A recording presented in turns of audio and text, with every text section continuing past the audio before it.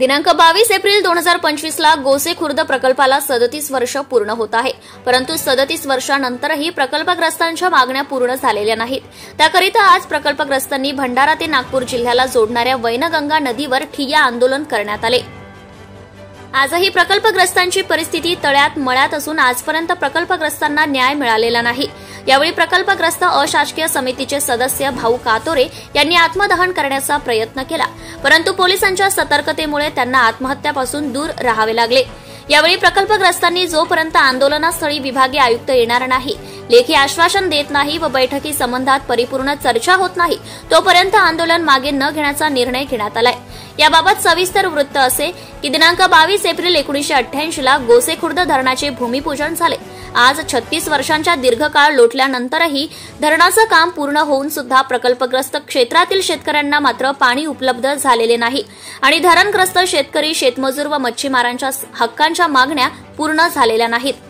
शासनाच्या नाकर्ते धोरणामुळे अनेक समस्या प्रकल्पग्रस्तांच्या बाबतीत निर्माण झालेल्या आहेत. त्यात प्रामुख्याने धरणग्रस्तांचे दाखले निरस्त करण्यात आले. पर्यायी शेत जमिनीचा लाभ पूर्णतः मिळालेला नाही. नोकरीऐवजी एक मुस्त रकमेचा लाभ देताना गोसे खुर्द प्रकल्पग्रस्तांवर अन्याय करण्यात आलेला आहे.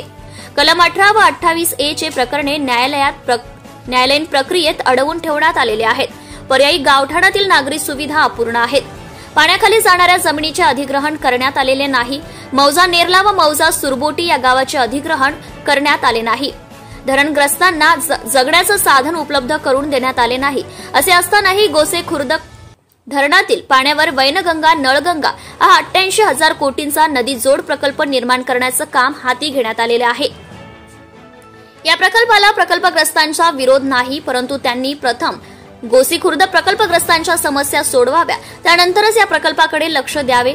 यावेळी भंडारा गोंदिया लोकसभेचे खासदार डॉक्टर प्रदीप पडोळे, राम बांते, अरुण हटवार, प्रमिला शहारे, दिलीप मडामे, सदानंद धारगावे, आकाश भोयर व असंख्य भंडारा व नागपूर जिल्ह्यातील प्रकल्पग्रस्त प्रामुख्याने उपस्थित होते. यावेळी पोलिसांचा चोख बंदोबस्त होता. तर बातमी लिहीपर्यंत विभागीय आयुक्त 7:30 वाजेपर्यंत आंदोलनास्थळी येऊ शकले नाही व कोणतेही आश्वासन त्यांनी दिलेले नाही. जनता टाइम्स जटा टीव्ही चॅनलसाठी संजीव भांबोरे, नागपूर. विरोध करणार जोपर्यंत शासन आमच्या मागण्यांकडे लक्ष देणार नाही, तोपर्यंत आम्ही मात्र त्या प्रकल्पाला फार तीव्रतेने विरोध करणार आहोत.